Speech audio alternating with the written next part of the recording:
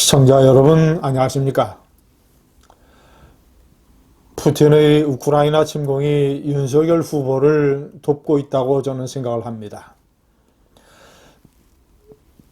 한국은 물론 세계는 상식과 원칙, 정의 이런 것들이 얼마나 중요하고 파워풀한가를 목격하고 있습니다.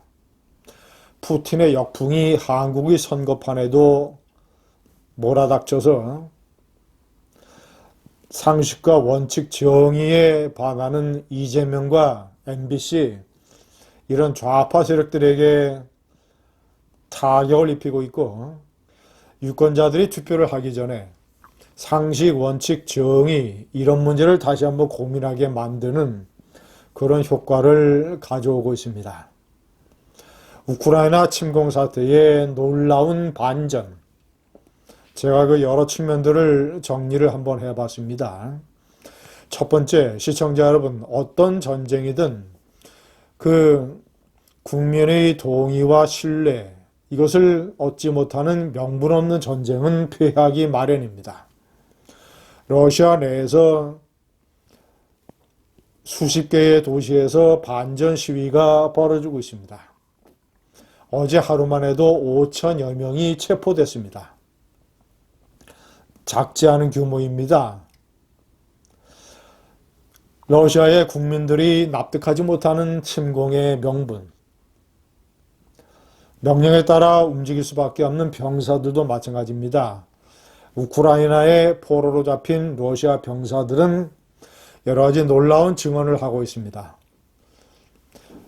지휘관인 어떤 중위는 침공 하루 전날 밤에야 침공 사실을 알았다라고 얘기했습니다. 많은 병사들은, 대다수의 병사들은 침공하는지도 몰랐습니다. 국경을 넘을 때까지도 몰랐습니다. 그저 군사훈련에 동원된 것인 줄만 알았습니다. 며칠 전에 러시아의 국방부가 밝힌 러시아군 사망자가 498명, 지금은 1000명을 훌쩍 넘었을 겁니다. 많은 러시아 어린 병사들은 울부짖고 있습니다. 푸틴이 러시아 어린 징집병들을 길거리에 새끼 고양이처럼 내던졌다.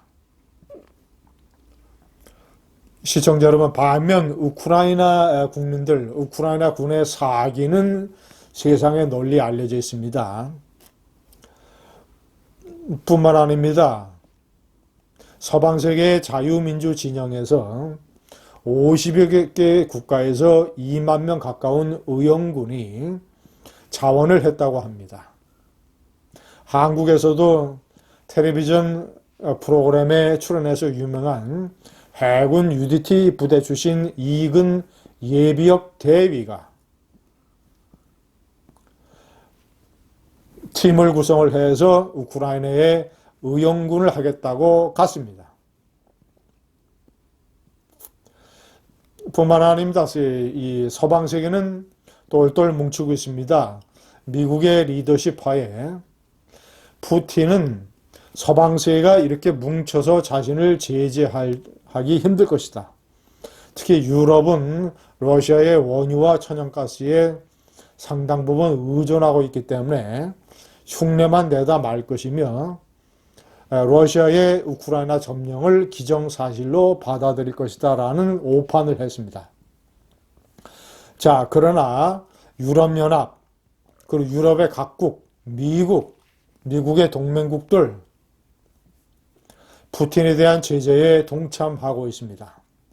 가장 놀라운 것은 국제은행 간 결제통신망, 스위프트라고 하는 것이죠.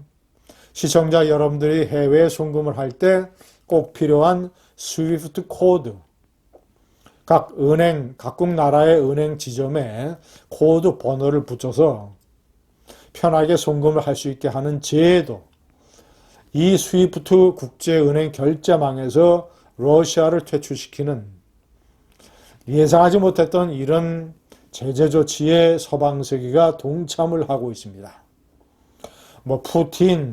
푸틴의 측근들, 그 러시아의 주요 은행, 이런 세력의 자산을 동결하고, 자, 지금 미국은 유럽연합과 러시아의 원유 수출을 금지하고 제한하는 이런 제재 조치까지 논의를 하고 있습니다. 네 번째, 아시아의 푸틴, 시진핑에게 우크라이나 사태는 커다란 충격으로 다가오고 있습니다. 뉴욕타임즈의 보도에 따르면 미국의 러시아, 중국 전문가들은 시진핑이 막강한 러시아의 화력으로 우크라이나를 수일 내에 점령할 수 있을 것이라고 기대를 했지만 저렇게 푸틴이 점점 늪에 빠져드는 것을 보고 대만 침공에 관한 생각을 바꾸고 있을지 모른다라고 진단을 하고 있습니다. 바로 옆에 붙은 나라 우크라이나, 러시아가 육로로 병력을 수십만을 투입을 할 수 있는 그런 나라를 점령하는데도 저렇게 어려움을 겪고 있는데 대만 해협으로 떨어진 대만에 어떻게 부대를 상륙시킬 것인가, 단시일 내에 어떻게 점령을 할 수 있겠는가 라는 군사적인 회의감에 시진핑이 대만 침공을 상당히 주저할 것이다. 그래서 대신 사이버 공격이라든가 이런 것으로 방향을 틀 것이다 라고 진단을 하고 있습니다. 마지막 다섯 번째, 젤렌스키를 코미디언 출신이라고 비하하고, 젤렌스키가 아마추어이기 때문에 젤렌스키의 아마추어 리더십이 러시아의 침공이라는 사태를 초래했고 제대로 위기에 대처하지 못할 것이라고 진단을 내렸던 이재명, 자, 그리고 그런 보도를 했던 MBC, 역풍을 받고 망신을 당하고 있습니다. MBC 관련 프로그램에 출연했던 우크라이나 출신 모델 올레나. 당신들이 젤렌스키에 대해서 아느냐?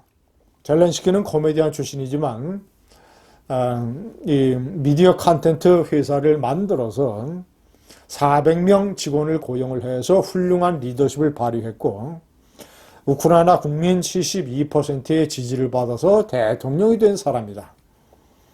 그런 사람의 리더십을 당신들이 알기나 하느냐? 우크라이나 국민들이 얼마나 젤렌스키의 리더십 아래에서 단합되고 있는지 당신들은 아느냐?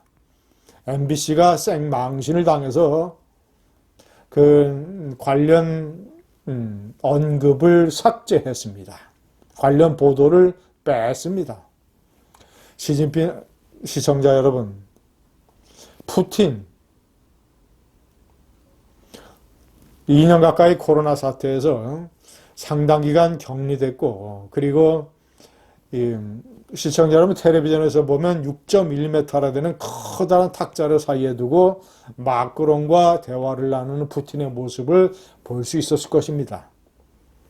마크롱뿐만 아닙니다. 자기 나라의 외무장관과 대화를 하는데도 그렇게 떨어져 있습니다. 푸틴은 오랜 기간 격리돼 있고 69살인데 코로나에 대한 두려움 때문에 상당 기간 대면 회의나 대면 면담을 못하고, 그래서 미국을 포함한 서방 세계는 푸틴의 정신 상태, 정신 건강을 상당 부분 의심하고 있습니다. 코로나를 두려워하는 비겁한 국제적 깡패 푸틴이 모스크바로부터 멀리 떨어진 대한민국에서 윤석열을 돕고 있습니다. 감사합니다.